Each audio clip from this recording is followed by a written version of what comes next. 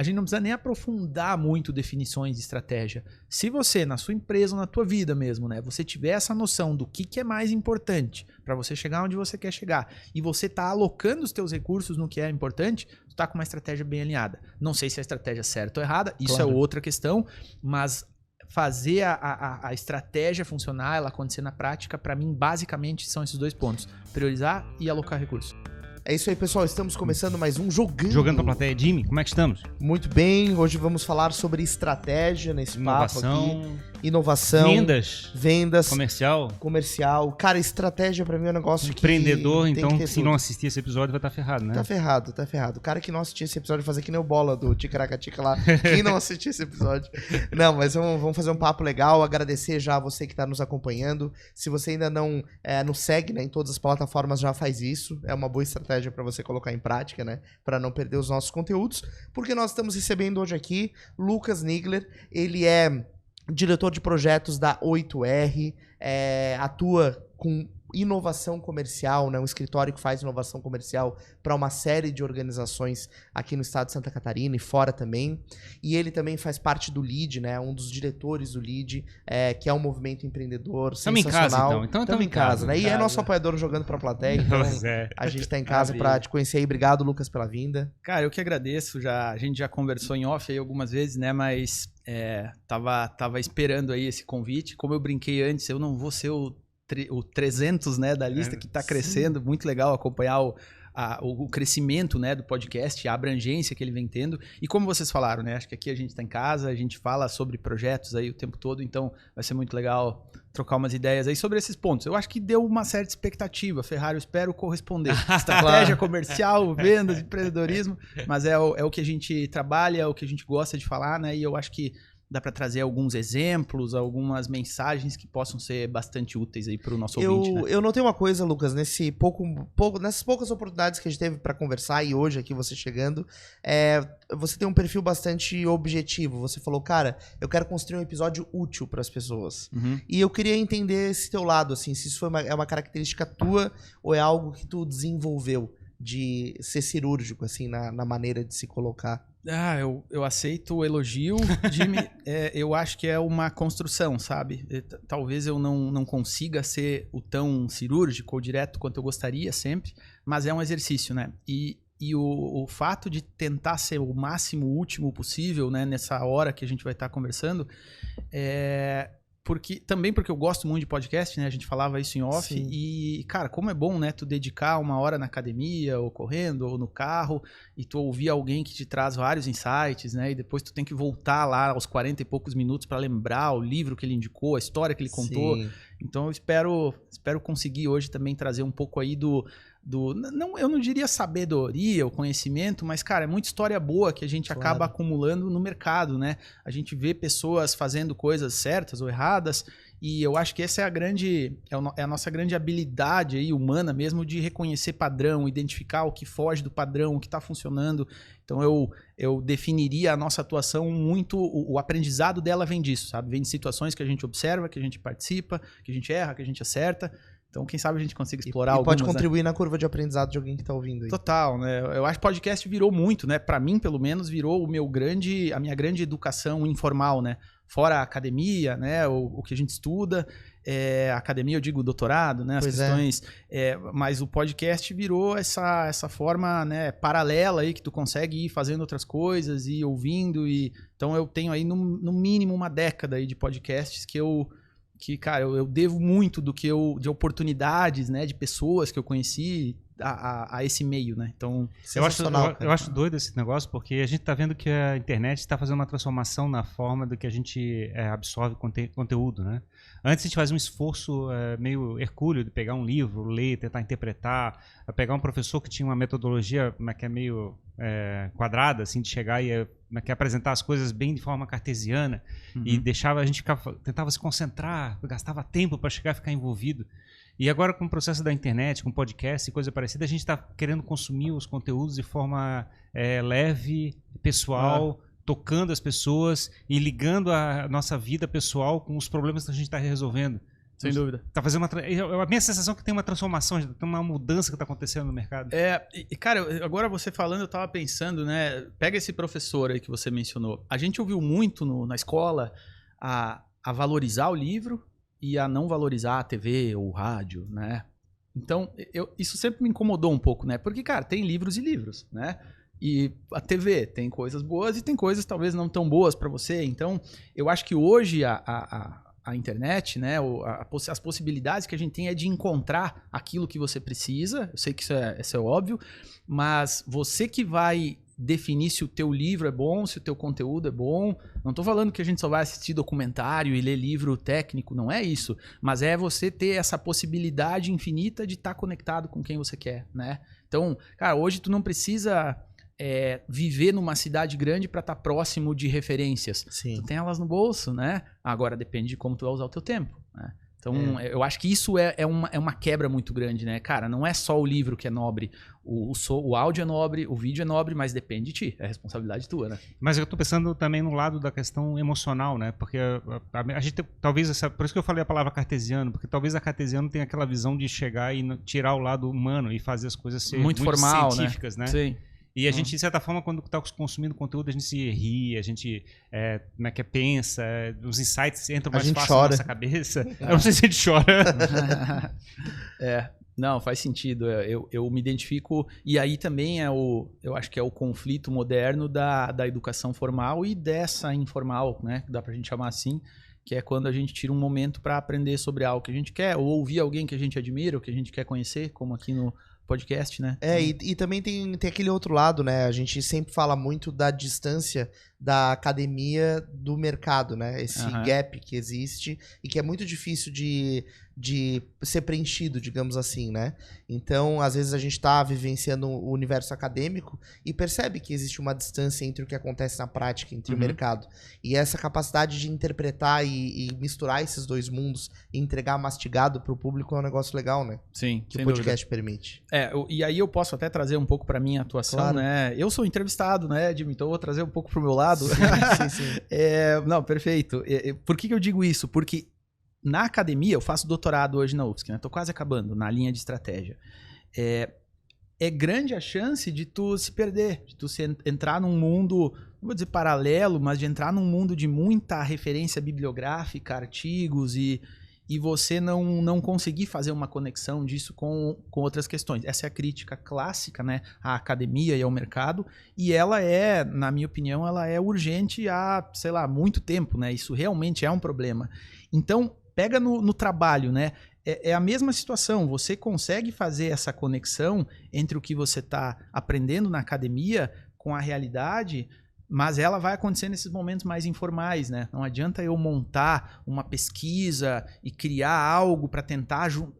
Isso vai acontecer nas interações, né? Vai acontecer numa conversa como essa. Eventualmente, você me fazer uma pergunta, eu responder algo, e é nessa resposta que você cria conexões e constrói algo que nasce dessa junção desses dois mundos, né? Então, acho que isso resume não só o podcast, mas resume essa intersecção entre estudo e prática, né? Vida acadêmica, vida profissional. Então, e como é que foi a tua vida acadêmica? O que tu estudasse? Eu sou da área de administração, né? Dessa administração aqui mesmo? Não, eu fiz no Paraná, na Universidade Federal do Paraná. Eu sou de Santa Catarina, sou do interior do estado, mas fui estudar lá. E teve num momento da minha carreira, eu trabalhei na Petrobras, trabalhei em algumas grandes empresas que, cara, tu vê, né, são momentos que te moldam, né? Eu lembro que eu tinha não era meu chefe, mas ele era superior e ele era muito bom em treinamentos. E eu lembro que eu ia com ele, ver ele fazer treinamentos para frentistas em Curitiba. Então, cara, ele lotava uma sala assim e ele fazia o pessoal chorar rindo. Ele era muito didático. E o que ele fazia? Ele trazia exemplos, ele trazia histórias da vivência dele que eram muito boas. Algumas eu lembro até hoje, né? Algumas eu repito até hoje. E ali eu pensei, cara, acho que eu gostaria de fazer isso, né? E aí eu comecei a encaixar uns conteúdos de um projeto que eu tocava em 1 ou 2 slides, ele me dava um espacinho para falar, aí um ou outro elogio, e a coisa foi indo, e eu percebi que eu acho que eu gostaria de dar aula, acho que eu gostaria de ser professor. Então isso me levou um pouco para a carreira acadêmica, né? Mestrado, doutorado agora, mas ao longo do caminho isso também foi mudando, né? Então hoje eu já dei muita aula para graduação, para pós, para curso técnico, muito treinamento, a gente faz hoje ainda muito treinamento profissionalmente, né? Mas eu senti essa necessidade que a gente falou há pouco de conectar essa educação formal da sala de aula com a prática. E qual é a cachaça que tem, por exemplo? Porque você falou assim, eu gostei de dar, como é que é, de falar para um público e apresentar um determinado assunto, apresentar como é que encantar as pessoas. O que é? É o fato de você ver as pessoas felizes de ter aprendido, permitir que as pessoas façam uma transformação de vida através do processo da informação que está sendo passada? Também, mas eu diria, Ferrari, aí eu não quero ser mal interpretado pelo ouvinte, mas eu acho que é um exercício muito pessoal, sabe? Eu acho que o professor, o instrutor ou a pessoa que está levando um conteúdo para alguém, eu acho que a gente constrói um discurso de não, eu quero ajudar, quero ensinar, e ele é real, ele é verdadeiro, mas o grande aprendizado é interno, sabe? É você que constrói conceitos e se torna uma pessoa melhor falando sobre aquilo para os outros, sabe? Então isso para mim, cara, é uma boa pergunta para refletir mesmo, porque no início eu me incomodava com isso, porque eu chegava numa aula, preparava, e sabe quando você tá falando e você percebe você falando algo que, cara, tu nunca fez isso. Talvez tu nem estudou sobre isso e tu tá falando, e aquilo me incomodava. E eu lembro que eu tinha um objetivo, não, eu quero falar mais sobre o que eu realmente domino, conheço e tal. Mas depois eu fui descobrir que é assim que a gente constrói aprendizado, a gente constrói conhecimento assim, trocando, né? Então eu tenho aqui uma semi-estrutura para conversar com vocês, mas é provável que algumas coisas que a gente vai falar, eu não tinha pensado ainda. Ela vai nascer dessa pergunta que tu fez, de alguma coisa que eu conectei. Então eu vejo a sala de aula, óbvio, né, com a sala de aula, de treinamento, esses momentos de educação, com esse objetivo de ajudar quem está te ouvindo, né, ou quem está interagindo com você, melhor ainda do que está ouvindo, né? Mas eu não tenho dúvida que o maior aprendizado é de quem está sendo responsável ali pela fala, né? Afinal das contas, acaba sendo mais um líder, de fato, do que um instrutor, né? Porque, na realidade, todo mundo aprendendo em conjunto. O professor também, nesse processo. Sem dúvida. Cara, isso vale muito pro trabalho hoje, né? Porque nós estamos num momento histórico em que o conhecimento está disponibilizado, né? Qualquer questão que a gente for procurar, a gente vai ter acesso aos melhores professores do mundo, trazendo, né, conteúdo tá disponibilizado. Então o papel do professor, do consultor, do instrutor mudou muito.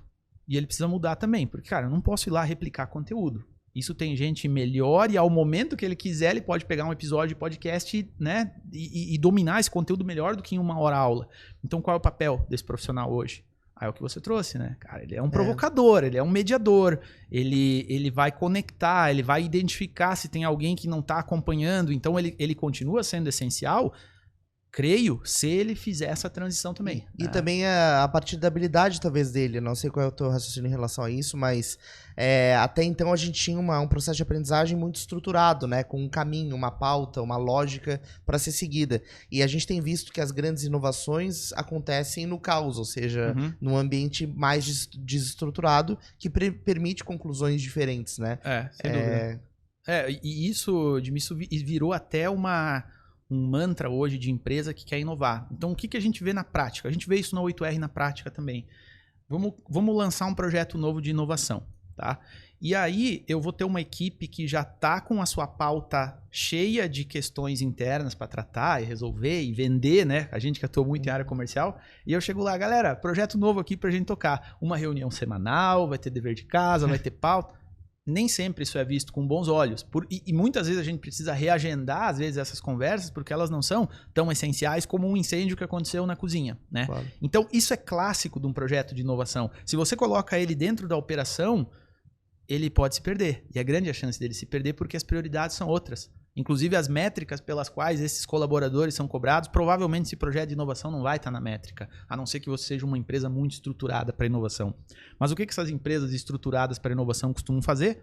Separa, né? Cria um squad, uma célula que vai ser responsável pelo projeto de inovação, essa pessoa vai ser cobrada por isso e aí a coisa funciona, né? Então, hoje a gente aprendeu isso na 8R, a gente precisa ter um dono do projeto, precisa ter alguém que vai reportar sobre ele, vai estar na métrica dele fazer isso, né? Porque senão o caos acaba trazendo. Mas aí é o ponto que você trouxe, né, Ferrari? Tem que estar ligado ao caos, tem que estar ligado aos problemas, aos desafios, né? Até uma das primeiras metodologias para você criar um projeto de inovação é identificar desafios, né? Desafios da empresa, da realidade, você desdobra um projeto desses desafios. Então ele não pode estar isolado no sentido de o que fazer, mas a operação, o dia a dia, o projeto, se tu botar na fila de tarefas, ele pode ser engolido. Eu acho, né, que tem uma questão da inovação que tem uma ilusão, né? Às vezes a pessoa chega e faz uma hiperfocagem em determinado problema. Ele acredita que quanto mais foco ele fizer, mais eficiente ele vai ser. E, na realidade, muitas vezes ele precisa tirar o foco e começar a desestruturar toda a forma de pensar para chegar e testar novas hipóteses de lidar com o problema.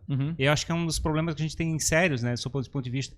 Eu tenho um monte de incêndio para lidar, então eu estou hiperfocado para chegar e resolver todos os problemas que estão aqui na minha frente. Perfeito. E eu não vou parar para chegar e olhar as alternativas de encaminhamento que eu posso fazer.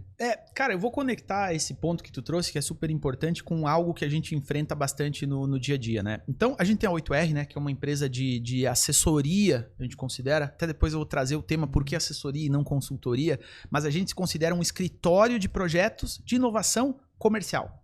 Por que comercial? A gente criou essa empresa, né, essa visão de negócio para justamente ajudar empresas a crescerem, ajudar empresas a expandirem.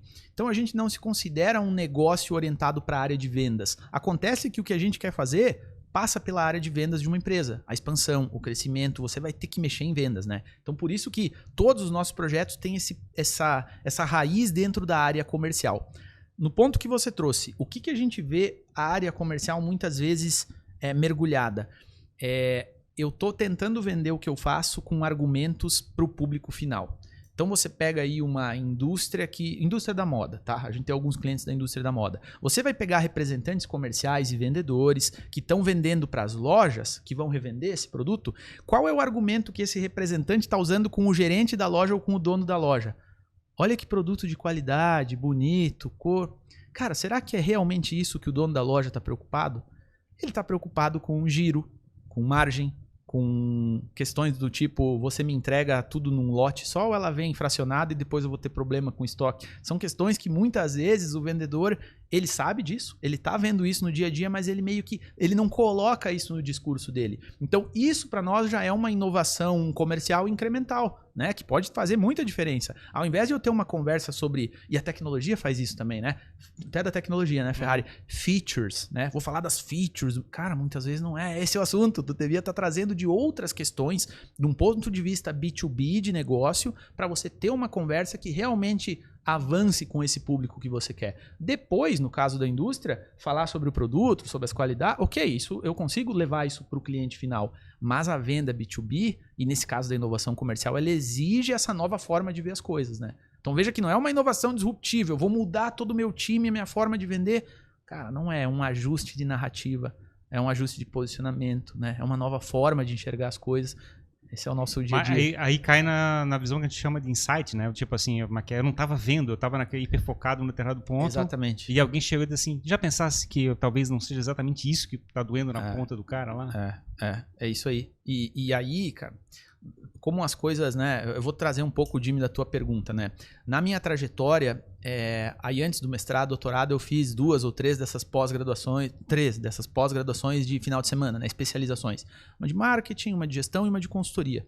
Na época, antes de eu fazer a de consultoria, eu tinha professores muito bons na pós e todos eram consultores. Aí é assim que o nosso destino é moldado, né? Eu quero ser consultor também. Né? Eu gostava de ouvir aqueles caras, eu admirava o trabalho que eles faziam, porque na sala de aula eles traziam exemplos de consultoria. Eu acho que até eles traziam uns problemas de consultoria pra gente ajudar. Sim, ajudar a resolver. Né? E o que era muito bom. E eu quero entrar nesse mundo aí. E o meu mestrado foi sobre consultoria. Porque o que me incomodava na consultoria? O peso de que o consultor é um especialista que vai dizer pra empresa o que fazer. Cara, não dá, né? Como que eu vou chegar para vocês e vou vir aqui falar sobre como que eu deveria organizar um negócio de podcast? Cara, é vocês que entendem disso.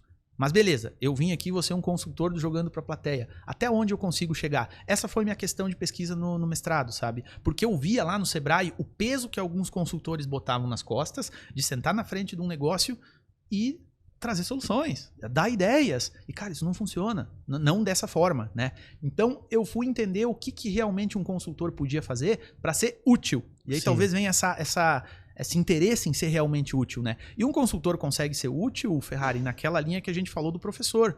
O consultor, ele não é mais o dono da informação, do conhecimento. Isso a empresa tem. Agora, a forma que ele vai levar isso em termos de provocar, comparar, estruturar, orientar, esse é um papel fundamental para um consultor. E é até ali que uma consultoria consegue chegar. né? Como é que uma empresa normalmente digamos, porque a gente está falando aqui de hiper focado, tipo assim, de repente tem um gerente operacional que está muito voltado para fazer o desempenho contínuo. Uhum. Eu imagino que talvez tenha sócios que são porra louca, assim, tipo assim, tá sempre inovando, tentando fazer formas diferentes, encaminhamentos diferentes. Uhum. E muitas vezes acontece de fechar pau dentro da empresa exatamente por causa desses dois enfoques, assim. Mas eu imagino que a maior parte das empresas elas estão mais presas no enfoque de linha de produção, assim, aquela mentalidade do operacional, né? Do operacional, né? Então, concluindo, tu concluiu aonde eu queria chegar com a ideia da consultoria.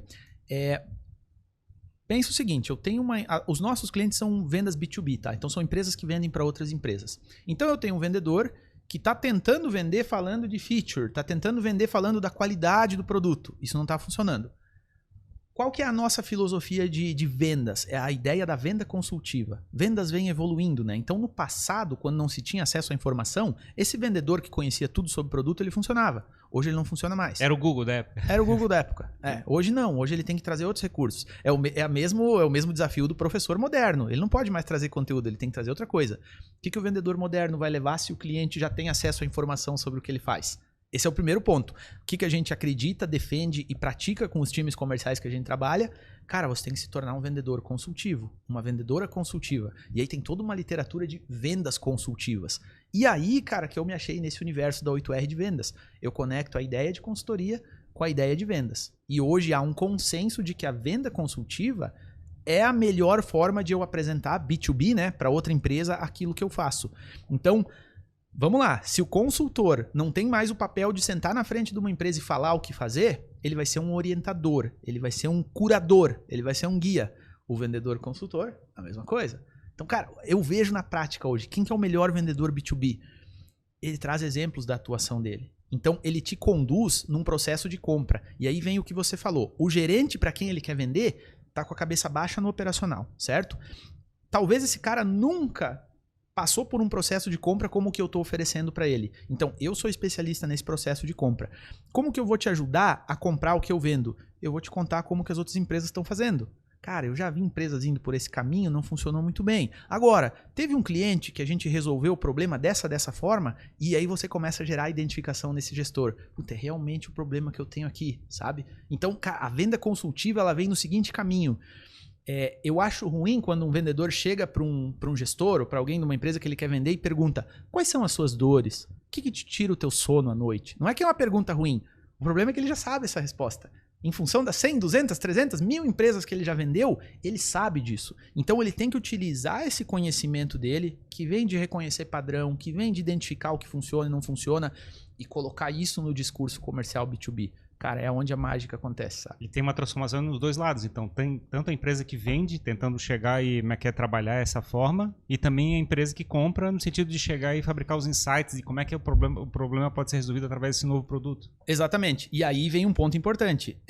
O vendedor consultivo que atua como um consultor, para esse vendedor tem muito espaço no mercado. Para o vendedor tradicional, a gente está transformando em vendas diretas pelo site, né? Então, mas para esse vendedor consultor do processo de compra, tem muito espaço. Inclusive, várias vagas abertas. Se conhecer alguém, pode falar comigo. O que acontece aqui, né, Ferrari? Tem coisas que o vendedor consultivo vai precisar perguntar. Vocês sabem disso melhor que ninguém. A pergunta é uma excelente ferramenta para você gerar aprendizado, gerar dúvidas, gerar informações. O que eu trouxe antes cara, não faz pergunta que tu já sabe. Isso é até desonesto. Faz perguntas que você precisa para ajudar ele. Do tipo, como que acontece o processo de decisão na tua empresa, né? Algum dado que você precisa levantar para ajudar. Isso você vai perguntar e nessas perguntas você vai conseguir construir algo, quem sabe, junto. Isso é outra coisa que a gente vem vendo, Ferrari. Como bons vendedores B2B, ao invés de vendas, eles estão criando novos projetos, né? Vocês entrevistaram há pouco tempo um cliente nosso e lá está acontecendo o seguinte, sem citar nomes, né? Como é que é? Sem revelar o santo, mas falando o milagre.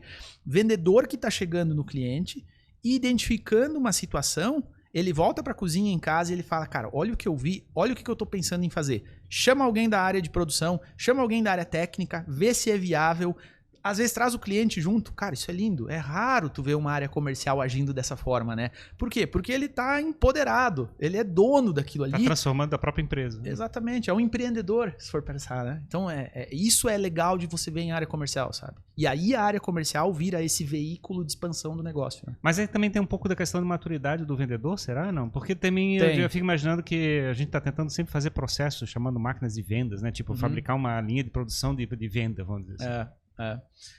Tem maturidade, e esse ponto, Ferrari, da máquina de vendas é um ponto polêmico, tá? Não tanto no nosso mercado de hoje, porque, até trazendo para o ouvinte, né? Qual que é a ideia da máquina de venda que vem lá do Receita Previsível, do Aaron Ross, né? Se você ouvir entrevistas, e aí vem a mágica do podcast, eu ouvi uma entrevista recente do Aaron Ross criticando o monstro que ele criou, que é a ideia da especialização em vendas, né? Eu tenho alguém prospectando, eu tenho alguém fechando o negócio, o vendedor propriamente dito, e eu tenho alguém cuidando do sucesso do cliente, do relacionamento. Ele não está falando que isso está errado, né? Não é isso, até porque não é ele que criou isso, mas ele deu voz a isso com um livro, né, que se tornou referência. Mas ele está falando, galera, a gente meio que passou do limite. A gente está montando exército de pessoas júniores, né, que estão entrando em contato, os SDRs, né, para tentar marcar uma agenda, daí você vai passar o bastão para outra pessoa, depois vai passar...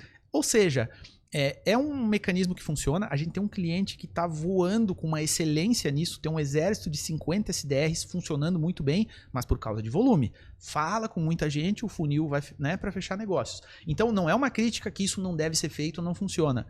Mas tem esse ponto que você trouxe, você tem graus aqui de maturidade de vendedores, mas por outro lado, e aí vem muito o meu papel na 8R, eu fico buscando, e isso a academia me ajuda muito, né? Essa veia de pesquisador, de tentar achar contrapontos, né? Então, cara, tem referências excelentes que falam o seguinte: eu, como vendedor, eu não ia delegar essa parte inicial do processo de venda. Eu acho ruim, né?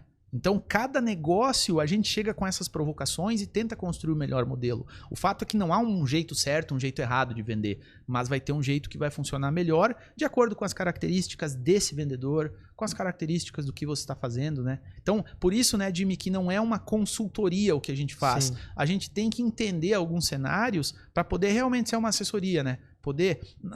A consultoria, ela vem com uma metodologia, né? A gente também tem a nossa metodologia, que é o que a gente acredita que seria um checklist do que uma área comercial, por exemplo, precisa estar atuando para funcionar bem. Mas tem várias particularidades que você vai ter que entrar como assessoria. Desde recrutar novas pessoas, desde rever o discurso B2C para B2B, ou seja, você tem que customizar, de certa forma, o projeto para funcionar, né? E do ponto de vista estratégico, né? Como fazer para construir dentro da visão do empreendedor, dentro da expectativa dele, ou alinhar essa expectativa, porque muitas vezes eu imagino que a empresa olhe para o assessor como uma pílula mágica, né? Alguém que vai chegar e mudar decisivamente da água para o vinho uma determinada situação, e todo mundo sabe que isso é um processo de construção, e muitas vezes está muito relacionado ao comportamento que aquela empresa, ou aquela equipe, ou aquele gestor tem, e que precisa ser mudado. Como alinhar essa expectativa, assim, e dizer que isso vai acontecer com o tempo? É uma boa pergunta. Isso é uma objeção constante, né? É um tema objeção, a gente poderia passar um episódio inteiro falando sobre ele, né? Mas é uma objeção constante que a gente ouve. Jimmy, como que a gente tenta endereçar esse tema? A gente gosta muito de quem não gosta de remuneração variável, né? Mas a gente gosta muito de chegar num acordo com o cliente após alguns meses de projeto, onde a gente define um variável com base em sucesso. Então, se eu fosse uma consultoria, provavelmente eu faria um plano de ação, a metodologia e entregaria para o teu time. Cara, esse é o caminho. A gente faz isso também, mas a gente tem que enxergar onde que a gente vai estar inserido junto aqui, né? Então, tem um nível de comprometimento maior. Tem um nível de comprometimento. Então, eu não estou falando que a consultoria deveria fazer isso, porque se a consultoria fizer isso, ela deixa de ser uma consultoria. Não é o modelo de negócio de uma consultoria botar a mão na massa, né? Mas no nosso mercado, nosso perfil de cliente e outra, né? Vamos falando de negócio mesmo. A gente não acredita muito em escalar a 8R. eu teria que ser uma consultoria para escalar. Até tem uma brincadeira clássica de consultoria, né, das Big Fours. Você contrata, perdoe os amigos da Ernst Young, mas você contrata a Ernst Young, você contrata o Ernest e é o Young que vem te atender. Né? Então, essa é uma piada recorrente em consultoria. E aqui no nosso mercado não funciona isso, né? As pessoas querem o Delton, as pessoas querem entender quem são, com quem que a gente está fechando a venda. Isso é muito venda, né? A gente está fechando uma venda, não dá para depois eu passar o bastão, tá? Agora vai ser outra pessoa. Você entrega o brand pessoal ali, né? A atuação, o cérebro daquela pessoa que vai estar diretamente ligado. Exatamente. Então não dá para escalar isso, né? Tu precisa ter um número reduzido de clientes, mas como que você vai ganhar mais dinheiro? Como que você vai expandir o teu negócio? No nosso caso, a gente acredita em crescer via esses projetos em que a gente tem uma remuneração variável, em que nessas interações que o Ferrari comentou, surge uma inovação e a gente cria um produto novo, um mercado novo, uma solução nova, onde a gente junte as coisas, né? Então, meio que eu revelo para vocês o nosso segredo, que não é tão segredo enquanto 8R. É crescer junto com o cliente em algo assim, né? E tem uma tentativa, né? É legal você trazer isso, porque realmente não é um processo escalável. A gente já teve até alguns casos de pessoas produzindo mídia com a gente, de consultores que reclamavam disso, né? Minhas horas do dia são limitadas, eu não consigo atender mais. É o meu nome que as pessoas querem, né? Meu brand. Existe uma tentativa de construir um método, né? Pra tentar descolar isso. Método fulano de tal. Porque aí você pode ser entregue o método a partir de outra pessoa, né? Mas não é a mesma coisa. Não é a mesma coisa, mas é uma alternativa para uma consultoria, né? Eu crio um método, eu sei que a Falcone faz muito isso, né? A Falcone consegue desdobrar em projetos, em programas onde você pega o método, né? E você consegue ter consultores que repliquem isso. Alguém faria como aquele cara faria. Alguém faria como aquele cara. Ou até tendo alguns módulos online já. Nada contra, é um modelo de negócio. Mas a gente acredita, a nossa essência, né? A nossa essência hoje não, né? O nosso jeito de ver o negócio hoje é que nós não sabemos exatamente quais são as oportunidades que vão aparecer, mas a gente acredita que nesse laboratório, acho que é uma palavra importante, nesse laboratório que é a área comercial do cliente, a gente atuando junto, a gente se enxergando dentro desse plano de ação e estando com a pele em jogo, ganhando resultado ou eventualmente ganhando menos em meses ruins, a gente acredita que ali vai ser a nossa capacidade de escala, né? Como é que tu vê que é o processo de inovação de uma empresa? Porque eu me lembro um tempo atrás de ter lido a respeito, que tinha dois exemplos, né, da Sun e da HP, né?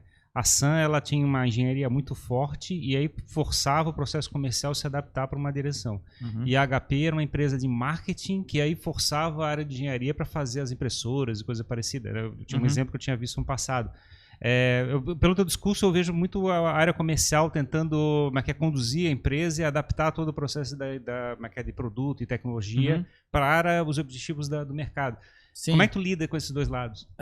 Cara, é muito boa essa pergunta. Eu acredito mais nesse segundo modelo, tá? Da área comercial como protagonista desse movimento de inovação.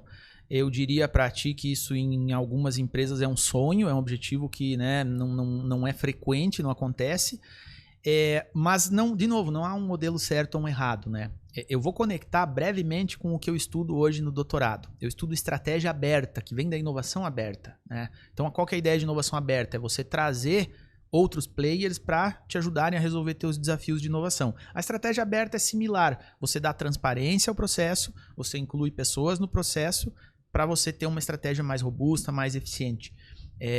Por que isso? A estratégia já foi militar, né? Você tem os generais definindo o que fazer e os soldados vão lá executar. Não, exatamente o caminho, o horário e tal, né? Vinha da planta para baixo, né?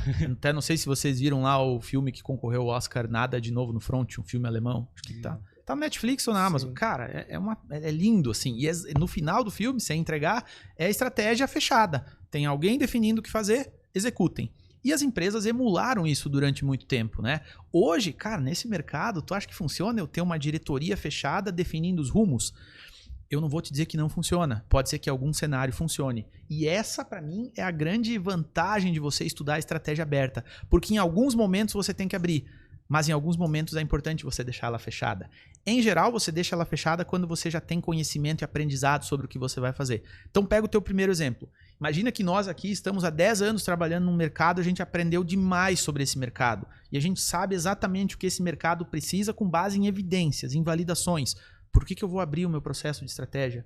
eu vou ter que replicar e vou ter que ir para cima do mercado. Então faz sentido nesse cenário eu ter o primeiro exemplo que você trouxe, né? Algo mais definido, no caso ali pela engenharia, pela produção, vamos replicar num processo mais tradicional de vendas.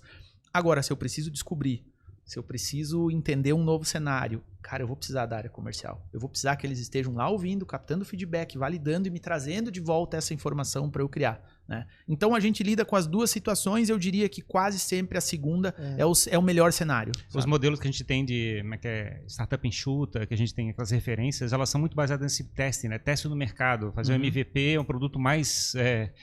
você tenha vergonha, né? Falava assim, você tem que fazer um produto que você tenha vergonha de apresentar e tentar vender já de partida para começar a testar o mercado, receber o feedback do processo comercial. Cara, e eu diria que na nossa indústria tradicional, isso ainda é uma visão distante, sabe? Às vezes até tem uma liderança que ela espera um projeto apresentado de uma forma concluída para poder analisar e continuar, quando isso poderia ter sido rabiscado e já ter eliminado alguma hipótese. Então, a gente percebe bastante e tenta trazer essa visão lean, essa visão enxuta para dentro do processo comercial também. Então, cara, e eu vejo isso muito como uma filosofia de vida, né? Um modus operandi de trabalho. Aconteceu hoje de manhã. A menina do marketing, e essa é uma outra questão, e por isso hoje é uma torre dentro do 8R que a gente dá muita atenção, a gente chama de vendarketing, né? Como que eu conecto marketing e vendas, que sempre foi uma briga, né? Uma rivalidade entre quem é o dono da ideia, quem vende. Cara, isso é muito contraproducente, né? É óbvio, mas é difícil você unir esses dois mundos. Mas é possível. Então, o que a gente faz, por exemplo? A gente coloca o marketing a acompanhar reuniões comerciais, captar insights para gerar conteúdo. Já é um excelente primeiro passo. Olha a abertura da estratégia, né? Estratégia de marketing, qual vai ser? Vamos participar de reunião comercial.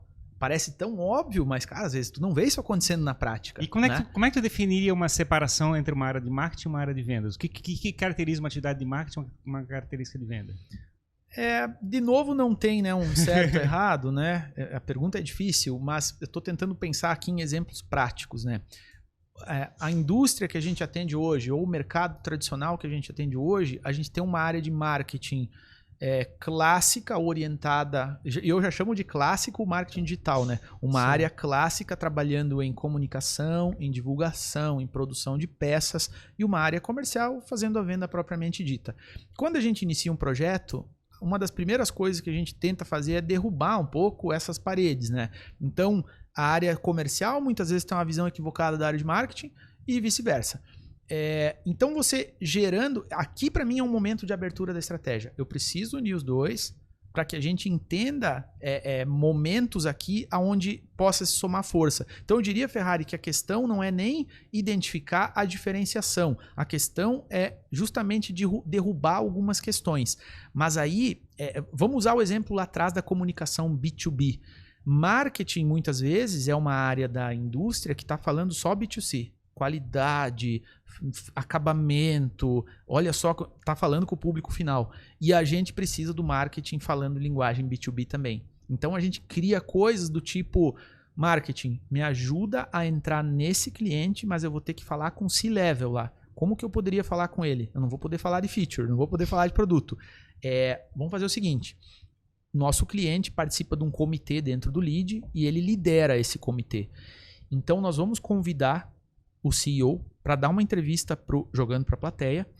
Nós vamos convidar ele para fazer parte desse comitê, porque ele é um cara bom, ele tem uma empresa, ele tem muito mérito aqui do que ele construiu e a gente quer conhecer ele, quer ter contato com ele. Tu concorda que se eu conseguir criar isso com marketing, com uma aproximação que vira um relacionamento, não vai ser muito mais fácil depois de eu marcar uma conversa para apresentar a minha solução? Então é isso, sabe? O marketing, ele entra muito no projeto nessa linha. Como que eu, marketing, vou contribuir ou o que eu posso fazer para ajudar o meu comercial a ser pra mais potencializar B2B? isso. Eu tenho uma visão, não sei se eu quero testar, ver se tu concorda comigo. Eu entendo o marketing como sendo uma estratégia, pelo menos as áreas que a gente tem nas empresas, a área de marketing, a área de vendas, uma estratégia de comunicação que seja 1 para N, tipo assim. E a venda é sempre 1 para 1.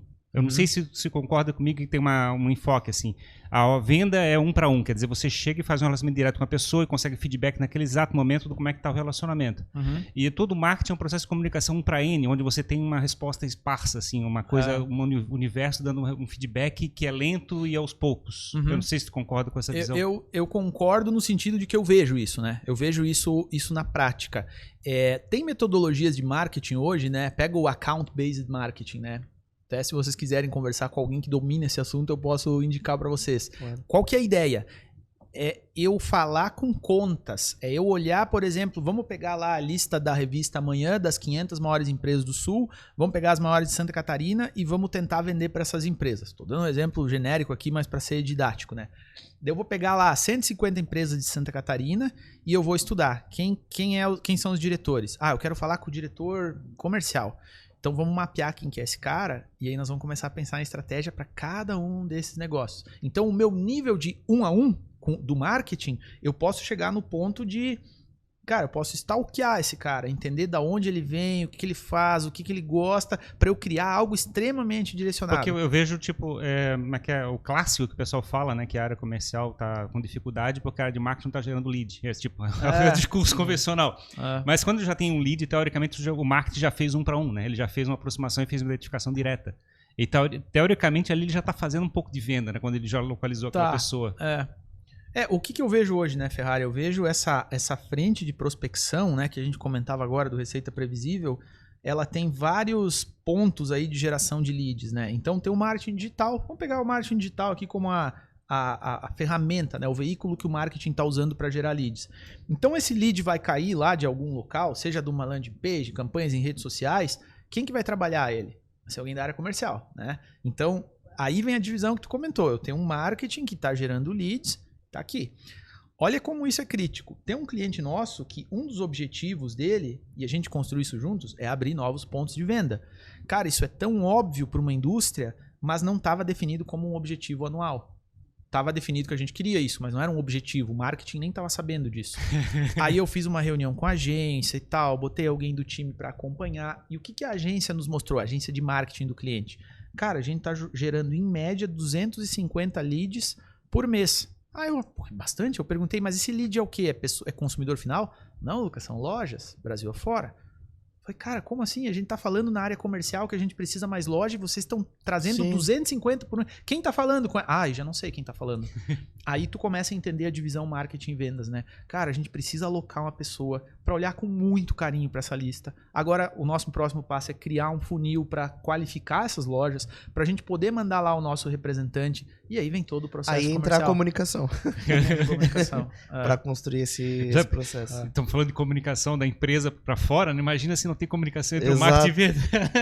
Exatamente. Aí que tá, né? Às vezes o problema é interno, né? E aí eu falava com o Jimmy antes, né? Até preparando aqui essa nossa conversa, eu gosto muito, Ferrari, de abordar em projetos essa visão do indivíduo, sabe? É muito, não é cômodo, mas é relativamente fácil e automático a gente achar alguém, né, para culpar por alguma questão. É o que tu trouxe, né? Pô, o marketing não tá me gerando lead, senão eu faria mais vendas. Aí o marketing vai dizer, pô, tô gerando um monte de lead e os caras não conseguem converter, né? Essa conversa que a gente ouve bastante. E aí tu começa a identificar, e isso é quase uma obsessão minha, eu gosto muito de identificar quem que é o bom vendedor, né? Quem que é o cara que realmente está fazendo acontecer. E um traço em comum, isso não é nem ideia minha, né? Isso tu vai achar em literaturas também, é alguém que assume responsabilidades pelo que ele precisa fazer, né? Então ele é profissional no seguinte sentido, ele não espera ter vontade de prospectar. Ele definiu que ele vai prospectar 90 minutos por dia. Inclusive, para o ouvinte, isso é uma fórmula clássica que se você seguir, o teu teto é ilimitado, sabe? Se você conseguir, faça chuva, sol, gripe, vontade, humor, reservar 90 minutos por dia para fazer novos negócios, seja ligação fria, seja prospectando, é uma fórmula interessante a ser seguida. Parece pouco, né? Mas, cara, isso dá... 1h30, né? E dá 7 horas e meia por semana. Sim. Faz por mês, faz por ano. É muita conversa nova de negócio que você vai ter. Claro que você vai ter que separar tempo para fazer follow-up dessas conversas e tal. Então, é um bom tempo. Por que eu trago esse exemplo? Isso é algo, por exemplo, que um vendedor top de linha, que tá faturando 10, 20 vezes mais do que outras pessoas do time dele, ele vai ter esse tipo de prática. Ele tem uma visão meio de atleta, assim, sabe? De profissional. Cara, não interessa, eu vou levantar às 6, às 7h30 eu vou estar na empresa e já vou estar ligando. Tá ele sozinho lá. E a gente vê isso acontecer. E esse é o cara que tá trazendo excelentes resultados. Então ele vê a carreira dele, a profissão dele, como uma responsabilidade dele. Enquanto o vendedor que não está trazendo resultados, eu não estou falando que ele é uma pessoa ruim ou uma pessoa, né? Ele está achando culpados muitas vezes para aquilo. Ele está achando motivos para justificar ele não ter chegado que a empresa resultado. não dá as condições que ele precisa para fazer o resultado. É engraçado, né? As pessoas às vezes não valorizam tanto esse processo de fazer essa abordagem, né? Mas muitas vezes você entra em contato com uma pessoa e claro, você assume a responsabilidade de fazer isso, né? Chega lá 7h30 da manhã, se dedica realmente para construir isso. E do outro lado você encontra alguém que está procurando aquilo que você tem para oferecer. Aí sim, Jimmy, vira um jogo de probabilidades, né? Exato. Quanto mais você estiver procurando, né? Maior a probabilidade, obviamente, de você encontrar. Claro que aqui tem todo um alinhamento para você não fazer isso de uma forma desestruturada. Sem jogar esforço fora. Tem que ter previamente você tem que definir esse discurso B2B, você tem que ter uma lista qualificada de com quem você vai falar, uma estratégia, uma preparação para abordagem. Eu tenho que abordar alguém sabendo com quem eu estou falando. Então, eu vejo o bom vendedor preparando muito antes de uma ligação. Quem é a empresa, né, o tamanho, com que... Pô, temos clientes do segmento dela que a gente já atendeu, vou usar. Ou ele está ligando para uma região bairrista, ele pega algum cliente ali da região para ele falar que ele já trabalha lá. Ou seja, cara, o Brasil são pelo menos 4 ou 5 países diferentes, né, em questão de comportamento. Então, em cada local que você... não é melhor ou pior, é diferente. Então você precisa, né, considerar várias questões. Mas o fato, pessoal, é que eu vejo como o bom... Não é só o bom vendedor B2B, mas o bom profissional, ele é esse intraempreendedor que assume responsabilidades, né? Eu gosto muito do exemplo, Jimmy, só para antes de passar a bola. Imagina o seguinte, você precisa fazer uma cirurgia simples. E aí você chega lá no doutor e ele fala, cara, hoje eu não tô muito afim de... né, eu não me sinto inspirado. Por que a área de vendas ou outras áreas mais humanas podem fazer isso enquanto uma área técnica? Não pode, cara. Não dá, tu não pode dar espaço pro teu humor, pra tua vontade. Então, quando a gente vê o comercial, né, a pessoa de vendas que separa essas duas coisas, a minha disponibilidade, não é o termo, é a minha vontade mesmo, a minha inspiração do dever, ele voa, cara. Ele, ao mesmo tempo que ele é humano, ele tem percepção, ele entende, ele mecaniza aquilo. Eu vou fazer porque eu tenho que fazer. Eu sou um atleta, eu tenho que treinar. Sim. E ele segue aquilo que precisa ser feito, né? É um processo de construção, mas ele tem que acontecer. Eu queria começar a falar, não sei se o teu ponto era nesse sentido, Ferrari, mas do lado da estratégia, né? Porque o teu doutorado é em estratégia. E eu queria entender a tua visão sobre isso, né? Porque a gente vê estratégia militar, depois estratégia empresarial, como pensar de forma estratégica. Sim. Eu tenho uma coluna na NSC, no NSC Total, que se chama Estratégia Pessoal. Então, eu acho que o primeiro ponto, Jimmy, que eu vejo da estratégia é essa necessidade de eu meio que assumir responsabilidade pela minha estratégia, né? Então, eu gosto de perguntar para as pessoas o seguinte, pensa nas 3 coisas mais importantes da tua vida. Aí tu dá um tempo, em geral as respostas são similares. Pô, a minha família, a minha saúde, a minha fé, meu trabalho, né? Fica nessa área. E aí eu faço um pequeno exercício. Agora você calcula no último mês, na última semana, quantas horas você dedicou ao que é prioritário na tua vida. Aí tu olha saúde, tu olha, pô, minha arte, né? O que eu gosto. Cara, tu tá vendo que tu tá dedicando pouco para isso. Isso para mim é a visão elementar de estratégia. É eu definir o que é prioritário na minha vida, na minha empresa e quanto dos meus recursos eu tô alocando. Então eu tô falando do recurso tempo, mas eu poderia usar o recurso financeiro, né? O que eu tô...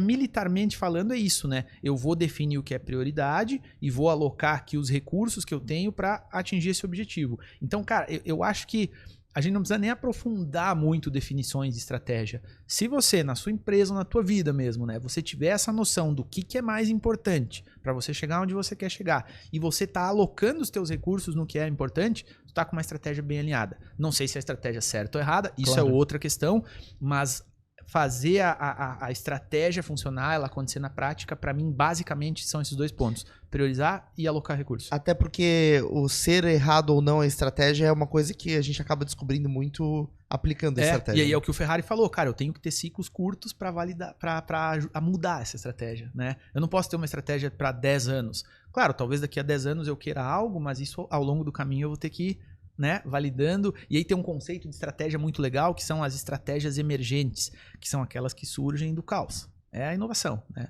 Eu não estava vendo aquilo, mas aí o Jimmy me falou e conectou com alguém e de repente aquilo se tornou... Vou dar um exemplo, cara, já deve ter entrado na vida de todo mundo o tal do ChatGPT agora, Sim. né?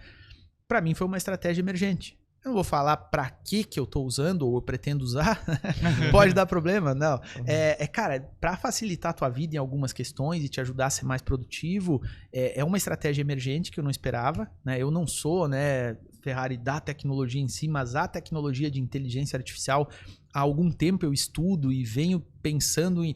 Por falta de tempo eu acabei deixando ela meio de lado, mas quando eu vi o ChatGPT funcionando, é como se aqueles nossos sonhos de 10 anos atrás, da noite pro dia, acontecessem, né?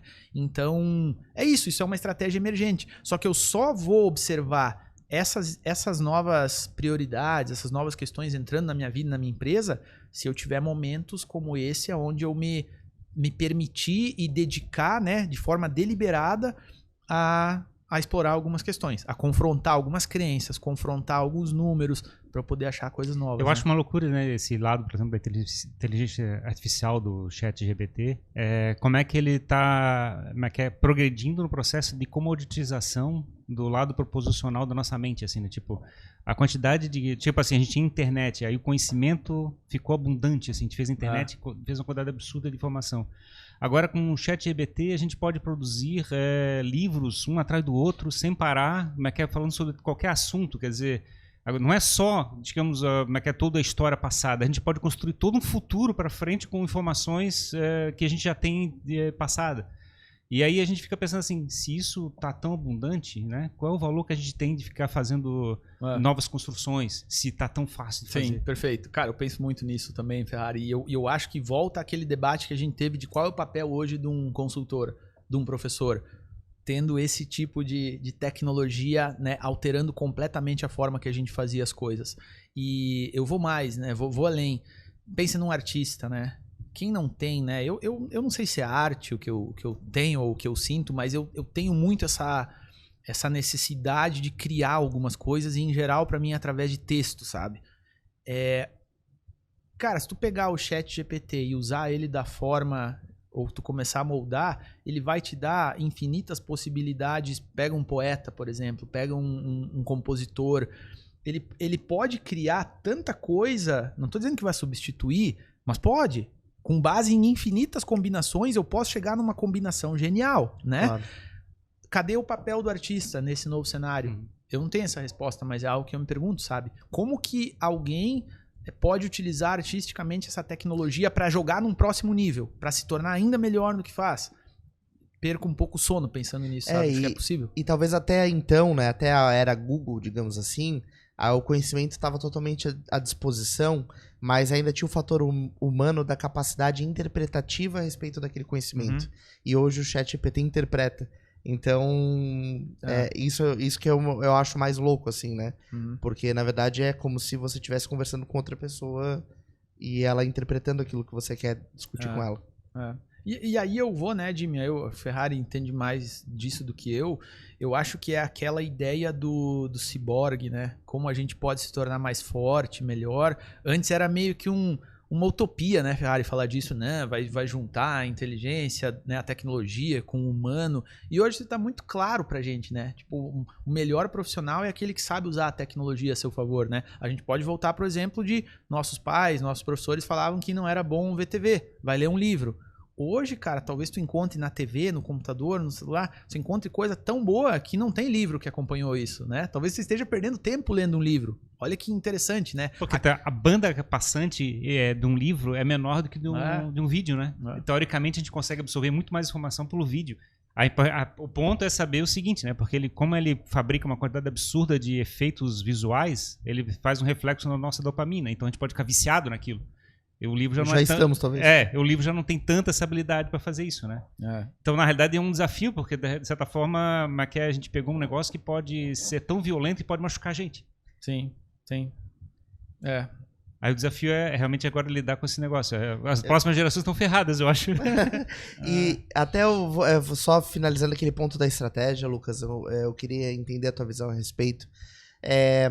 Até onde vai a estratégia pessoal e inicia a estratégia empresarial? Ou se o fato de eu fazer parte de uma empresa e essa empresa ter uma estratégia anula a minha estratégia pessoal e a minha estratégia pessoal passa a ser a estratégia da empresa. Enfim, até onde vai o que eu tô pensando para mim e o que a empresa pensa a respeito de mim com ela? Não, uma excelente reflexão. E eu acho que todos nós, em algum momento, nos deparamos numa situação assim, né? Será que eu não tô vivendo o sonho de outro? Né? Será que eu não tô...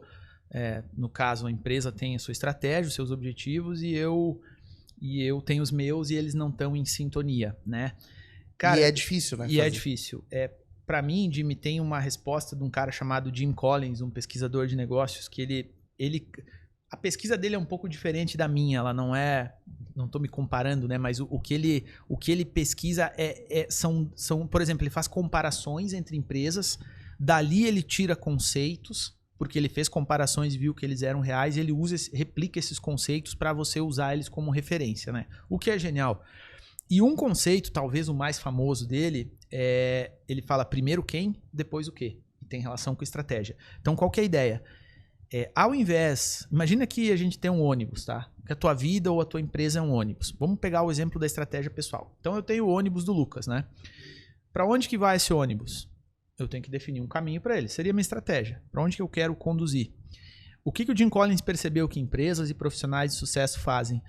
Eles, primeiro eles definem quais pessoas eles querem ter dentro desse ônibus e depois ele define com essas pessoas, estratégia aberta, para onde que esse ônibus vai. Então ele viu na trajetória de empresas que é um erro eu definir para onde ir e depois chamar pessoas, tô indo para tal lugar, conquistar esse sonho, vamos comigo? Talvez você encontre pessoas que tenham o mesmo sonho e comprem a tua ideia, mas é muito melhor quando você até tem o teu norte, mas vamos definir o caminho juntos, né?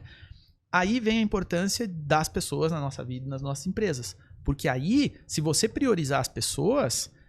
você vai ter que escolher essas pessoas certas e ele vai desdobrando esse conceito. Às vezes eu tenho dois tipos de problemas. Um problema da pessoa errada no ônibus, ou, metaforicamente falando, né? Ou a pessoa no banco errado do ônibus. Ela é a pessoa certa. Como que tu identifica uma pessoa certa? Com base em valores. Isso é muito importante, né? Então você tem que ter uma sintonia de valores para você colocar as pessoas no teu ônibus. Então eu gosto muito dessa analogia para pensar em estratégia pessoal. Cara, eu tenho que estar com as pessoas que eu considero certas, afinal eu vou ser muito influenciado por elas, né? A gente vai se moldar um ao outro ao longo desse caminho. E também, se eu acredito que são as pessoas certas, a gente vai definir juntos para onde ir, né? Então eu não sei se tem, né, Jimmy, uma resposta para essa tua provocação, mas eu acho que ela passa por isso. Eu tô num local em que eu acredito nessas pessoas, a gente tem os mesmos valores, a gente tem uma abertura de construção. Cara, você é um privilegiado. Eu acho que vaza. Meu ônibus tá andando, tá parado, né? Eu acho que vaza, né? Eu acho que a gente tem uma ilusão que a gente consegue separar a vida de trabalho da vida pessoal. E, de certa forma, sempre vaza, né? Tipo, a gente se apaixona com um determinado projeto de uma empresa, esse negócio vaza pra tua vida pessoal, não tem como segurar, né? Acho que é da natureza humana a gente não ter essa capacidade de ficar se isolando. É que é louco isso, né? Eu digo isso porque... eu entendo que precisa ter uma visão muito cuidadosa a esse respeito, porque eu converso com muitos executivos, por exemplo, que cumpriram uma trajetória, uma carreira numa empresa, em determinado momento o ônibus da empresa estava indo para um lugar que já não era mais interessante ter aquela pessoa sentada no banco, e a pessoa deixa de fazer parte daquele negócio. E aquele negócio era a vida da pessoa. E aí a pessoa fica simplesmente sem ônibus de uma hora para outra, porque ela abandonou o ônibus pessoal dela. Então eu acho que isso é uma consequência inevitável. Você chegar numa altura da tua carreira, com 50 anos, por exemplo, e olhar e falar, cara, eu andei num ônibus até aqui e me deixaram nesse ponto. Que não era o meu, né? Que não era um ponto. Então é algo que eu acho que as pessoas têm que refletir sobre. Sem dúvida. Porque vaza pra vida, é inevitável, mas tu tem que sempre estar atento para onde esse ônibus está indo e saber que talvez tu não fique nele para sempre. Não, sem dúvida. Eu acho que esse é um ponto crucial, né, Jimmy? E eu diria que a nossa geração, as nossas atuais gerações, elas são privilegiadas nesse sentido, porque eu conheço também profissionais que dedicaram uma vida para uma empresa e ele nem queria sair daquele ônibus. Saíram com ele daquele ônibus, né? E então, cara, aí de novo, eu acho que vem a responsabilidade do profissional, do empreendedor, do vendedor, de construir o seu micro-ônibus paralelo, sabe? E também é uma responsabilidade do cara. Às vezes ele tomou a decisão talvez ele delegou a decisão, né? Exatamente. Tu não tinha bem claro o teu sonho, vou comprar o sonho de alguém, vou indo e não parei para pensar naquilo. Isso. E aí vem, Ferrari, a questão. Eu acho que o momento atual, ele não permite... não permite momentos que nos permitam refletir sobre isso, porque a gente está muito entretido o tempo todo, sabe? Então eu acho que hoje tu consegue passar uma vida inteira sem pensar em questões elementares da tua vida. Por quê? Porque tu sempre vai ter o que fazer. Quem lembra das tardes que a gente passava e tu olhava pro teu amigo, cara, o que nós vamos inventar pra chegar? Aí tu tinha que inventar, era tédio. Tô com tédio, não tem nada pra fazer. Vamos contar carro, a cor dos carros que passam, né? Mas, cara, tem estudo mostrando, e isso é muito filosofia oriental, né? Cara, tu tem que chegar do outro lado do tédio.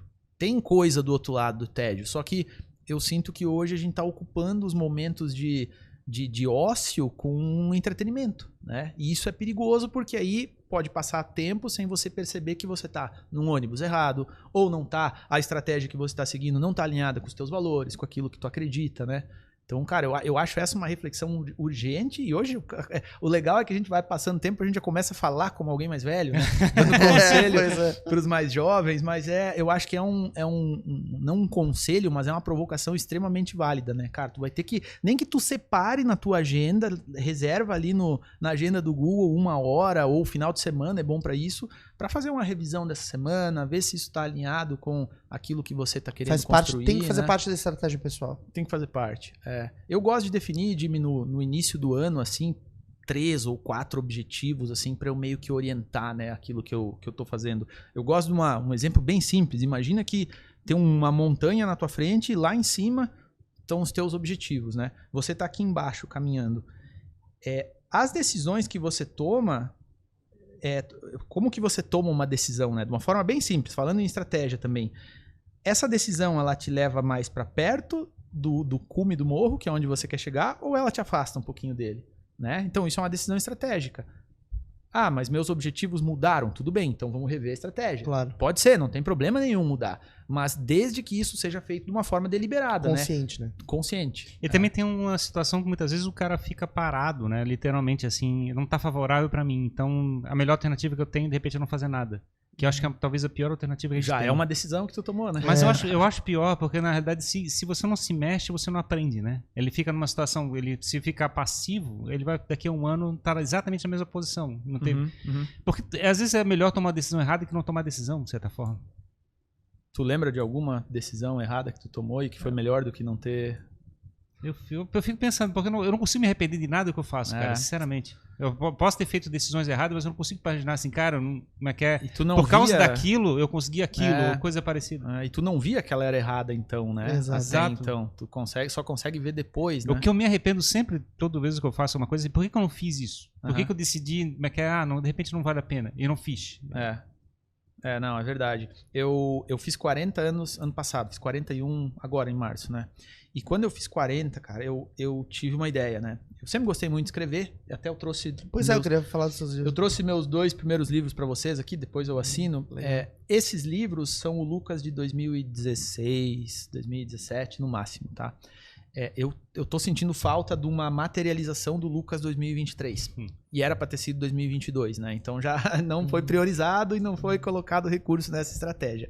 Mas qual que foi a ideia? Eu falei com o pessoal da NSC na época, falei, cara, eu vou fazer uma coluna de 40 textos e nesses 40 textos a minha ideia era chamar de algo mais ou menos assim, 40 coisas que eu queria saber aos 26 Mas é meio clichê, mas essa foi a ideia por trás disso, né? Aí eu peguei e coloquei na parede vários rabiscos e anotações e comecei a cortar. Cheguei em 40 que eu vou escrever um texto sobre cada um desses, né? Já tinha alguns materiais sobre alguns. Daí fiz os primeiros 7 ou 8, né? Só que aí o que aconteceu? Cara, eu sou fã, por exemplo, de Nelson Rodrigues, especialmente da Crônica, quando ele escrevia todo dia no jornal, né? Então tem algumas coletâneas assim, e para mim é o grande filósofo brasileiro, né? Ele é conhecido pela obra meio pornográfica, meio agressiva, né, até certo ponto, mas ele tem toda uma reflexão de vida que ele levava em paralelo no jornal diário, né? E acho que por osmose, por ler tanto no Kindle antes de dormir, há muitos anos, isso me faz também querer escrever uma espécie de crônica. Então, o que aconteceu com as minhas 40 regras lá que eu queria escrever? Elas foram surgindo outras no caminho. Uma estratégia emergente, né? Então, por exemplo, eu via um tema que me dava vontade de escrever, daí eu olhava lá pro meu quadro, mas o meu projeto era outro, né? Eu queria falar sobre esses 40 aprendizados que eu tive nesses 40 anos.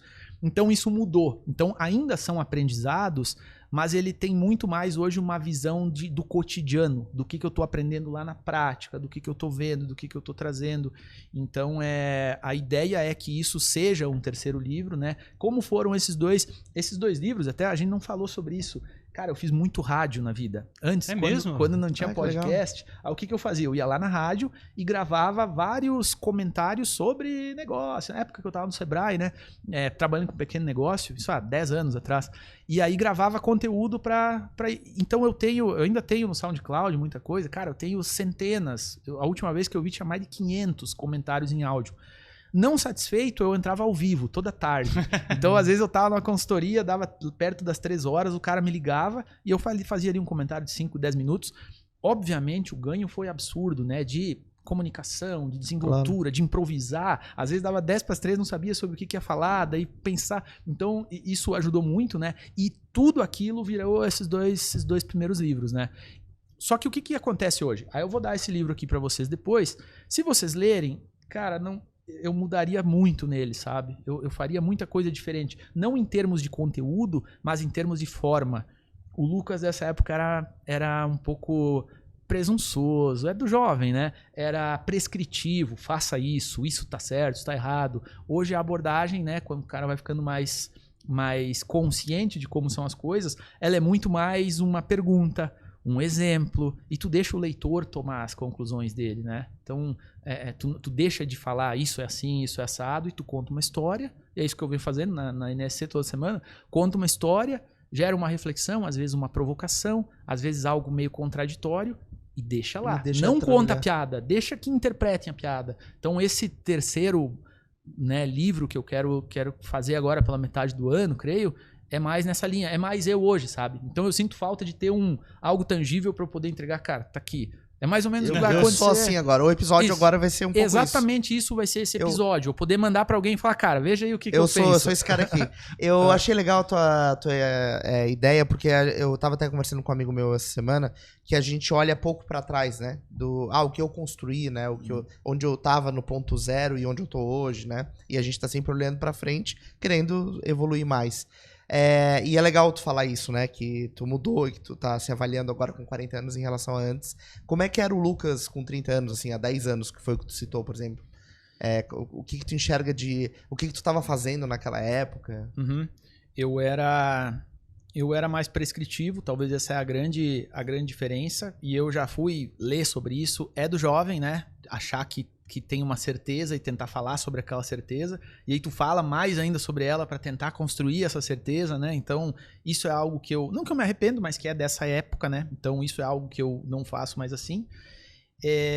Cara, eu não sei dizer, Jimmy, o que é a grande mudança, mas eu não diria que Lucas mudou muito no que, mas mudou muito no como, sabe? Na forma de você entender hoje, falando com alguém 10 anos mais novo e se enxergar assim e se identificar, né? Pô, eu era assim também, então tolera, né? O que eu acho, eu não acho que eu só mudei para melhor, eu acho que algumas coisas eu perdi pelo caminho. Por exemplo, eu sempre tive amigos mais velhos. Hoje eu tenho poucos amigos mais velhos, eu tenho muito mais amigos mais jovens. Que é bom por um lado, mas por outro lado, tu perde um pouco do insight, né? Do conselho mesmo, né? Claro. Cara, então isso é algo que eu busco hoje, sabe? É ter contato aí com pessoas mais experientes para Mentores, digamos assim. que atuam uma coisa mais informal, mas sim, né? Para tu poder ter alguém que realmente você possa chegar com um problema, com um desafio que você tá tendo e larga na mesa para ver o que ele traz. Eu achei engraçado o teu comentário a respeito de ser mais prescritivo, né? E tipo, eu sou da área técnica, já desenvolvi software, tudo assim, né? E a gente, como é que tu explica pro computador? Tu diz assim, ó, o computador faz esse procedimento, esse aqui, esse aqui, esse aqui. Então tu documenta e diz assim, é para executar dessa maneira, faz exatamente assim. Depois de um tempo trabalhando em outra empresa, coisa parecida, acabei tendo funcionários trabalhando para mim e eu comecei a tentar fazer a mesma coisa com os funcionários, assim, tipo assim, eu chegava assim, eu preciso que tu faça isso, isso, isso. E obviamente não acontecia. Provocava um estresse. E eu levei uns 2 anos assim até começar a aprender, entender como é que tu faz uma comunicação com as pessoas. E é engraçado porque a gente não funciona desse jeito, a gente não é um computador, né? E esse lado que você falou de chegar e contar, é engraçado porque liga também com um assunto que a gente já pesquisou um tempo atrás, do Joseph Campbell, do Jornada do Herói, do poder da narrativa, de chegar e construir uma história para fazer as pessoas se identificarem, fazer uma transformação de percepção de vida. E, no final das contas, a gente acaba fazendo... Eu não sei se a consultoria também caminha nessa direção, porque a gente não consegue mais chegar e falar para as pessoas, tem que se fazer desse jeito. Sem dúvida. Você tem que fazer esse sentimento de, cara, olha só o que já aconteceu. Olha como é que a vida foi transformada. Olha como o sol nasce mais bonito dessa maneira. E você começa a trazer e fazer uma transformação de perspectiva da pessoa para poder fazer uma transformação de vida dela. Perfeito. Agora pensando nisso, né, Ferrari, eu acho que eu me tornei menos prescritivo a partir dos momentos que eu tive que ser gestor, que eu tive que, né... Cara, acontecia muito lá atrás, né, lá na época de Sebrae, no início, fazer muito, por exemplo, palestra, treinamento. E eu era mais literal, eu era mais prescritivo. Só que o que eu percebia? O público não interpretava da forma que tu queria. Às vezes vinha gente falar contigo no final de uma palestra e dizer assim, cara, eu concordo com aquele ponto. E é algo que eu nem tinha falado, eu não quis dizer isso. Então, o que eu fui aprendendo? Você ser prescritivo, além disso, tem um problema de você ser mal interpretado com a tua prescrição. E aí vem a teoria da consultoria do mestrado. Cara, bom, resumindo, né, o que eu aprendi no mestrado e na prática. Até onde um consultor pode chegar. E eu acho que isso vale para o pai, para o professor, para o gestor, vale para todo mundo que quer ter uma comunicação mais eficiente.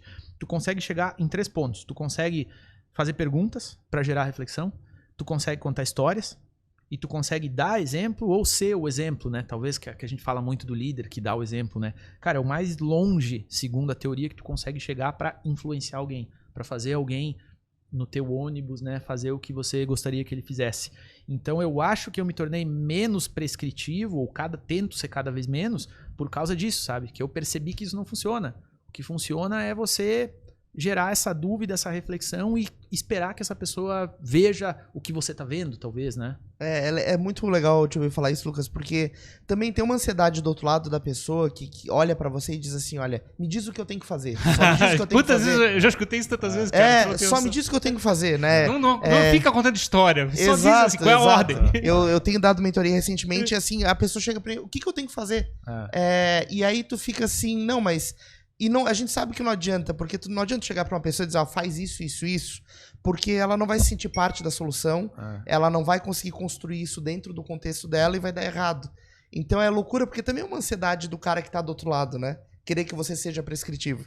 Mas aí que tá, Jim, perfeito. E, cara, eu até confesso que eu parei um pouco com mentoria, um pouco por esse tipo de questão, mas agora, ouvindo tu falar, o que eu penso? O mentorado, ele não sabe disso, ou pelo menos, né, nesse caso, ele não sabe disso que a gente tá falando. Então eu acho que é importante ter esse alinhamento antes da mentoria, né? Cara, é o seguinte, eu não vou te dizer o que fazer, eu não vou dar conselho, mas eu vou te fazer perguntas, que eu acho que são importantes tu refletir, eu vou te contar algumas histórias da minha trajetória, do que eu tô vendo, tá? E é isso. Vou te indicar algumas referências, talvez conectar com alguma pessoa.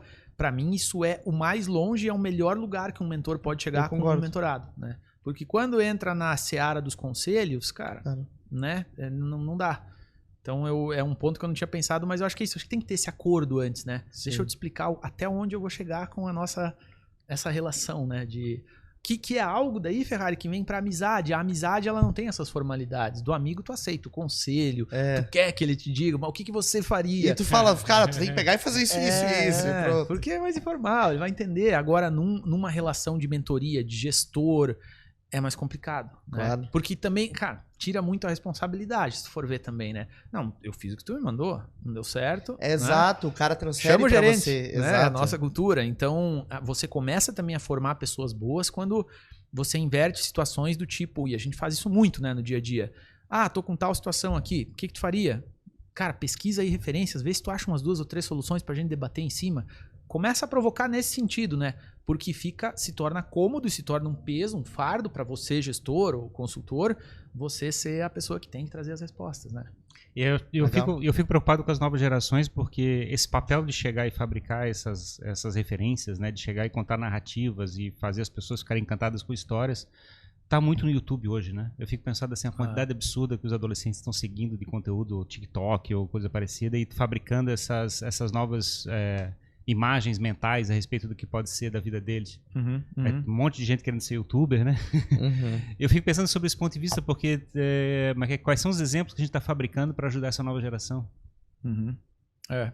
Vou deixar essa reflexão pro ouvinte também, né, Ferrari? Eu não sei, cara. Eu não gosto, Ferrari, de entrar num mérito do tipo... Porque, cara, é uma ferramenta, né? Então, eu sempre penso no exemplo clássico lá do martelo. O martelo é uma ferramenta. Tu pode construir, tu pode bater no teu dedo com ele, né?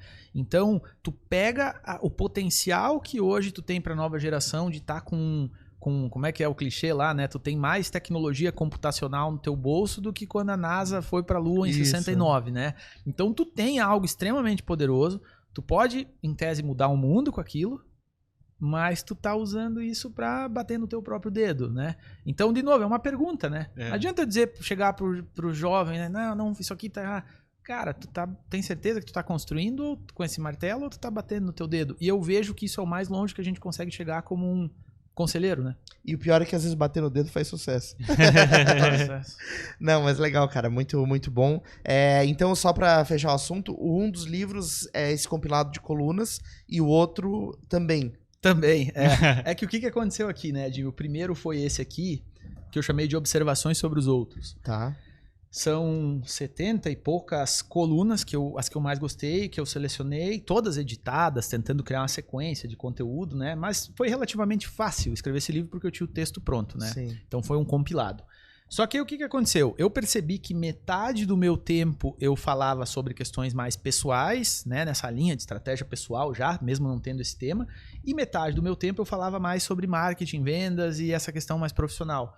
Então, depois que eu lancei esse livro, eu vi, cara, eu tô com muito material que eu deixei fora numa pegada mais profissional, né? Então, aí eu fiz esse outro compilado aqui. Então, foi no ano 2016, 2017, esse aqui. Legal, né? legal. E, cara, mas assim, o ato de você dar um livro de presente pra alguém, fazer uma dedicatória, cara, compensou já desde as primeiras, assim, já se pagou, sabe? Eu já vi gente chorando, nunca recebi um livro de um autor. Pô, o livro eu que imprimi, sabe? Eu tenho um amigo em gráfica, mandei fazer, claro. Então, e também acho que o mais legal é o que você falou, que é entregar pro cara, olha, eu penso assim. Eu sou esse cara aqui. É engraçado, a gente tem uma sensação parecida quando a gente faz um episódio convida uma pessoa a participar de um podcast, coisa parecida, e a gente faz o episódio pra ele, né, de certa forma, porque a gente recebe a pessoa, né, e a gente faz uma entrega, de certa forma. Sim. E a gente, assim, vai estar no YouTube, eu fico pensando assim, pô, mas que coisa gostosa, assim, receber um negócio desse. Sem dúvida. Eu tava pensando nisso ontem, cara, tipo, pra vocês virou 200 e quase 300 episódios, né? Mas pra cada um que tá aqui, cara, é um momento de ansiedade, nervosismo, claro. E conta pra todo mundo, e se prepara, e sonha com isso à noite, perde o sono, né? Então, é um impacto muito grande que você traz, né? E eu senti isso com o livro, porque depois que ele tava pronto, não é a mesma coisa, né? Mas depois que ele tava pronto, a questão era vender, distribuir, entregar. Então, eu sempre fiz muita questão de caprichar nesse momento da dedicatória, porque é isso, né? Cara, é um momento único, né? 1 a 1, aí por mais que em 2023 eu não me orgulhe tanto dessa obra, cara, a pessoa que tá recebendo... Por que eu digo não me orgulho? Porque passou tempo, ele ficou, né? Não é natural que a gente seja crítico com a nossa própria... Tu pega os teus autores preferidos, tipo, eu gosto muito do Dalton Trevisan de Curitiba. Tem 2 livros dele, os 2 primeiros, que ele renega... Eu vi que você leu todos, né? Esses dias você devia postando. A melhor fase eu leio e releio quase todo dia, assim, né? De novo... Não é tanto pelo conteúdo, é a forma. Eu gosto muito da forma, sabe? Que algumas pessoas conseguem falar. E... Eu queria até ligar nesse lado do assunto do marketing, porque de certa forma, quando a gente faz o trabalho de marketing, a gente está fazendo uma entrega também para as pessoas. A gente faz uma entrega de massa, né, teoricamente, tipo, ou é um blog, ou é um conteúdo de inside sales, é um negócio, a gente faz uma entrega sem nenhum compromisso pro outro lado. A gente faz assim, tenta mostrar para a pessoa assim, eu estou entregando alguma coisa que eu acho que é de valor para você. E tu não sabe se vai acontecer alguma coisa positiva ou negativa, não tem nem a menor noção, mas você está fazendo um presente pro cara. E buscando, de repente, uma reciprocidade, uma aproximação por causa desse processo. Sim. Eu me identifico, Ferrari, e só concluindo, né, o Dalton Trevisan, ele renega os 2 primeiros livros dele. Ele escondeu, ninguém sabe, não existe, é como se não existisse. Por quê? Por causa desse sentimento que a gente tem, que com o passar do tempo tu fica muito crítico, né? Então eu não chego nesse ponto, mas te dá essa vontade de ter algo atualizado, né? E aí, Ferrari, juntando com o que tu falou, pensa o seguinte, e aí eu acho que vem, pessoal, uma questão que me incomoda um pouco do meio artístico ou do artista, de falar... Ou até às vezes da mentoria, sabe? De falar, não, eu tenho que dar o meu give back, eu tenho que ajudar os outros e tal. Cara, na minha visão... É super nobre isso, né? Mas na minha visão, eu acho que tu mais vai ajudar quando tu consegue arrumar tua casa, né? Quando tu consegue você ser essa pessoa que você quer ser e alguém vai se identificar com isso que tu vai botar no mundo. Então, para mim, isso resume um livro, né? Você faz o teu máximo esforço para colocar aquilo que você gostaria de ler. Traduzir aquele emaranhado de sentimentos, de experiências, de emoções em palavras não é fácil. Nem aqui, nem num livro, né? Sim. Tá, eu fiz isso. Aí eu boto isso ao mundo e aí você ressoa com algumas pessoas, é como se fosse a mesma, afinando o violão, ali a mesma nota musical, né? E alguém se identifica com aquilo. A mesma sintonia. Mesma sintonia, entra em contato contigo. Cara, isso é muito legal, sabe? Alguém que te manda uma foto, cara, esse trecho, e tu nem lembrava mais esse trecho. Aí tu dá uma lida, pô, isso aqui, eu lembro de onde eu escrevi. Então, essa troca é muito legal, né? E aí tu começa a... Mas, de novo, ela não aconteceu porque eu quis ajudar aquela pessoa. Eu materializei algo que alguém se identificou, né? E aí a gente poderia desdobrar esse debate. Por isso que tem que tomar cuidado com crítica, com volume de público. Eu acho que isso é um problema da nova geração de metrificar a qualidade pela quantidade de seguidores, por exemplo. É um problema. Por quê, cara? Tu não tá sendo autêntico, artista, tirando de dentro de ti algo. Tu tá fazendo, né? Pra ver se tu agrada o maior número de pessoas. E aí sim fica bonito bater no dedo, né? Claro. Não é, então... Eu até citei isso justamente é o que a gente vê no mercado acontecendo, né? Número muitas vezes passa por cima da qualidade, né? E na verdade não pode ser assim. Mas show de bola, muito, muito legal, cara. Estouramos uma hora, né? Não, mas e baita pá, poderíamos ficar mais tempo aqui, né? Poderia. Poderíamos ficar mais tempo. Cara, eu fico à disposição de vocês pra gente fazer uma segunda parte a qualquer momento. Claro. A gente conversou sobre outras possibilidades de, né, em off, de criar aí, eventualmente... conteúdo, não conteúdo, mas uma série para alguma empresa que tem uma história legal para contar e queira botar isso em áudio. Eu sei que vocês já fazem isso há muito tempo, então eu fico muito contente pelo convite, por ter conseguido aí de alguma forma falar sobre esse Lucas 2023. Isso é importante, né? Tu conseguir trazer coisas novas, eu poder mandar isso para algumas pessoas que eventualmente tenham curiosidade de saber, claro, né? Entregar um presente para eles, né? Então... Mas o melhor, sabendo que esse presente, né, é algo que você vem trabalhando em você mesmo, né? E, cara, e ter um palco, assim, pra... Até um pouco... Fico até um pouco constrangido, né? Cara, 1h30 falando sobre você, né? A gente não costuma fazer isso, né? Então, é um desafio que exige aí uma certa reflexão, uma certa humildade, mas, cara, tô bastante contente aí com os pontos que a gente abordou.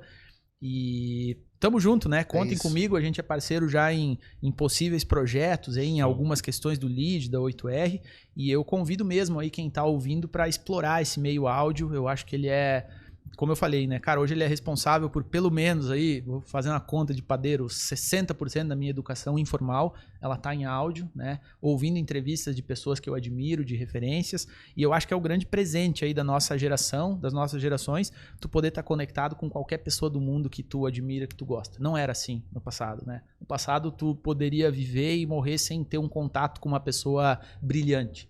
Hoje não, né? Hoje tu que escolhe, mas tá na tua mão. Se tu vai construir, se tu vai bater, e o podcast é isso, né? Show de bola, cara. Muito obrigado, tá, pelo teu tempo, por compartilhar com a gente toda a tua vivência, né, e trazer pra gente insights tão legais. Podemos fazer um próximo episódio só sobre estratégia. Eu acho que esse é um negócio que dá pra evoluir bastante. Rede social, alguma coisa assim que tu queres compartilhar pro pessoal aqui? Cara, eu acho que LinkedIn, Instagram, botando meu nome lá, vai encontrar. Pode conectar lá e a gente troca ideias aí sobre estratégia. Eu sempre costumo brincar, se você gosta de Nelson Rodrigues, de Dalton Trevisan, cara, a gente tem que ser amigo, porque é tão pouca gente que eu encontro assim, que é adicionado. Gabriel Garcia Marques, literatura de realismo fantástico, entre em contato comigo. Ou claro, questões profissionais, né? Mas essa é mais normal, claro, né? Você, agora, essas peculiaridades aí, pode conectar que a gente conversa e faz amizade também. Show de bola. Obrigado mais uma vez pela tua vinda. Quero agradecer a você que acompanhou mais este episódio aqui do Jogando Pra Plateia, né, Ferrari? Estamos saindo aqui abastecidos mais uma vez de muito conhecimento, muita energia legal. Agradecer aos nossos parceiros, em primeiro lugar ao Lead Santa Catarina, que tem nos apoiado aí na iniciativa pra gente continuar o que a gente tem feito aí com o Jogando Pra Plateia. Agradecer a doutora Rebeca Heinzen, do Pink Talks, ao Davi Paes Lima, nosso assessor de imprensa oficial, e ao Danco Música, Gastronomia e Drinks, aí a nossa outra casa para produzir conteúdos incríveis, certo, Ferrari? É isso aí, obrigado, gente. Muito obrigado e até o próximo episódio do Jogando Pra Plateia. Falou, gente, até mais, tchau, tchau.